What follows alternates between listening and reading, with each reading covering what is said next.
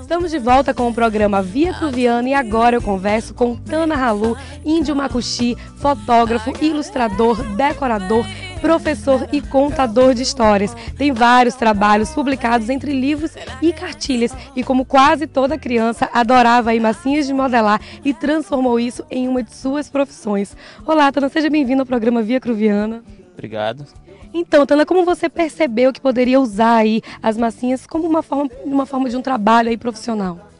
E, na verdade, o meu trabalho com massinha, ele começou em 95, mais ou menos 94, quando eu fiz a oficina de um cidadão chamado Marcelo Xavier, que é o papa da massinha no Brasil. Ele tem vários prêmios Jabuti que ele já ganhou, tem várias premiações na área de literatura. E ele apresentou pra gente alguns livros ilustrados com massinha de modelar. E aquilo para mim foi maravilhoso, porque assim, ninguém imaginava que dava para fazer aquilo com a massinha, né? A gente pensava na época a informática estava bombando, já começando a entrar, e todo mundo só pensava em digitalizar as coisas e tal.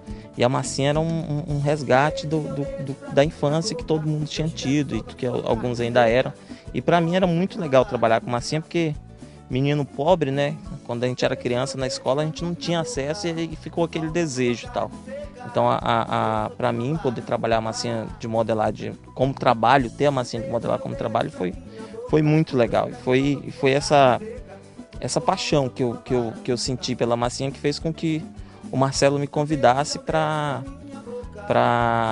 fazer um estágio com ele e tal, que ele percebeu meu trabalho por causa de um reaproveitamento da massinha que eu fiz, né? Então ele viu eu reaproveitar um pouco de massinha e fiz uma coisa que ele achou ali na hora assim que fantástico, uma ideia que ele não tinha tido, e ele que trabalhava com massinha há tanto tempo, aí viu eu criar uma coisa ali que ele não tinha pensado assim. Aí na hora ele me chamou para fazer um estágio com ele e tal. E eu nada mais estava fazendo do que aproveitar cada pedacinho de massinha, que era o que eu faria como criança de escola pública que não tinha acesso, então a gente tinha que aproveitar o máximo possível essa massinha. Tana, e o seu público geralmente são as crianças, né? Já que seu trabalho também é voltado para elas. De onde surgiu essa afinidade?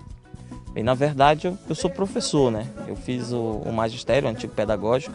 Eu sempre gostei de criança, eu sempre tive chama assim para criança, eu sempre me dei bem com criança, eu sempre malhei muito assim, gostei. Menino gosta de quem malina, né? De quem brinca com ele, de quem dá uma sacaneada com eles assim. Então, veio primeiro o teatro, eu fiz teatro, fui Visconde de Sabugosa, no Festival Visconde de Sabugosa, e depois acabou meio que caindo do céu para mim a contação de história. E aí a gente acabou criando, eu, o Marcos Dumonte, o Roberto e a Andressa, a gente acabou criando um grupo de contação de história em Roraima. Foi o primeiro grupo de contação de história aqui em Roraima, que chamava Expressão Digital. E com isso a gente começou a cativar um público e ficou conhecido por trabalhar com criança. Então daí a associar o trabalho da massinha foi um pulo, né? Foi uma coisa de inserir um trabalho junto com o outro. É tanto que hoje as oficinas eu realizo junto, a contação de história e a oficina de massinha. E na verdade, por exemplo, tem gente que pensa que eu só atendo crianças, né? Mas de 2006 para cá, o que aconteceu foi que muitos profissionais procuram. Então, por exemplo, as pessoas têm empresa, querem fazer oficina de motivação com seus funcionários, querem fazer oficinas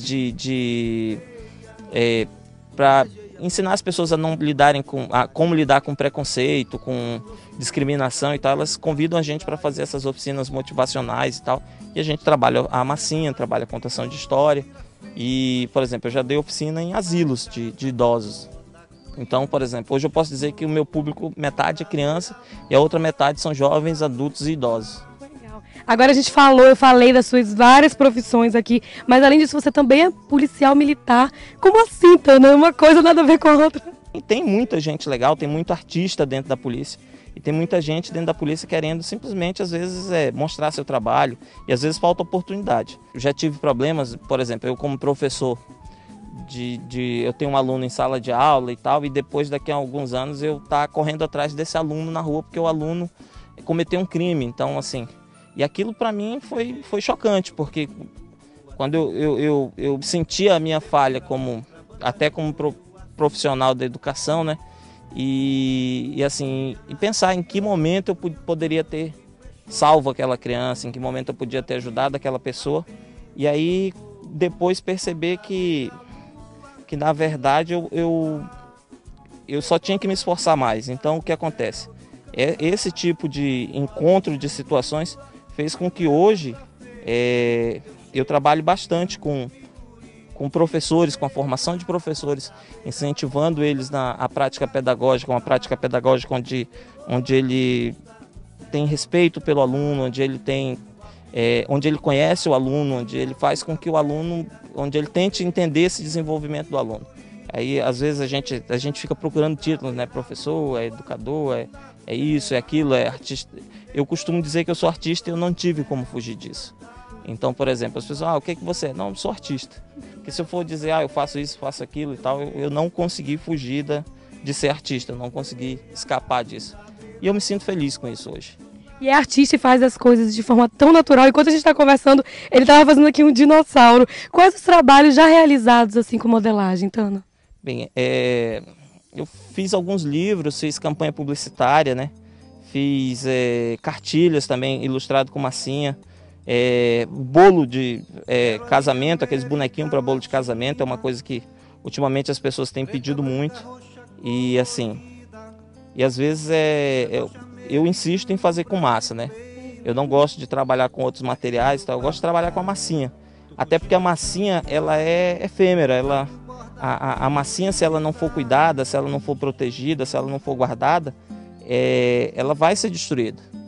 Só que essa destruição, às vezes, vem pela mão de uma criança que vai modelar e fazer outra coisa. A grande intenção é essa, é fazer com que as pessoas sintam essa vontade de criar também. Tana, e além das massinhas, quais são as ferramentas que você utiliza aí para fazer o trabalho? A ferramenta, ela nasce conforme a necessidade, né? Então ela pode ser um palito de dente ou pode ser, às vezes, por exemplo, ferramenta de dentista. No caso aqui, essas ferramentas eu ganhei de um fã, né? Um esposo de uma professora que conheceu meu livro e me convidou para ir até a escola dela lá no interior de Minas Gerais. Eu fui visitar a escola e foi uma festa, assim. E o esposo dela me viu fazendo boneco, viu utilizando palitos e tal, e ele, aí me apresentou uma ferramenta dessa e disse que se der certo ele ia me conseguir outras. Aí ele me conseguiu um monte delas, assim, e são as ferramentas que eu uso até hoje, que para mim são perfeitas para trabalhar com a massinha. Tana, e qual foi o seu último trabalho assim realizado? Tângulo Mango para mim é uma joia, assim. Além dele ser para mim, eu acho um livro lindo, assim. A gente recebeu uma indicação de melhor produto gráfico do ano em Minas Gerais. Então aquela coisa é uma coisa deliciosa. Então para mim o Tângulo Mango foi o primeiro livro que eu fiz completamente de massinha. Então esse nome, Tângulo Mango, de onde surgiu esse nome? Bem, Tângulo Mango é uma canção portuguesa que veio para o Brasil já nas caravelas do Cabral, né? Mário de Andrade usava muito o termo Tângulo Mango porque ele significa morrer em sequência.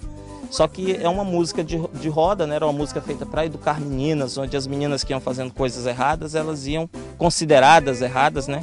Para a época, elas iam morrendo mesmo. E a gente achava, poxa, uma palavra tão bonita, uma brincadeira tão legal e que tinha um fim tão trágico quando as meninas iam morrendo. Então o que a Alexia Link pensou? Vamos dar um final novo para essa história, vamos redesenhar isso.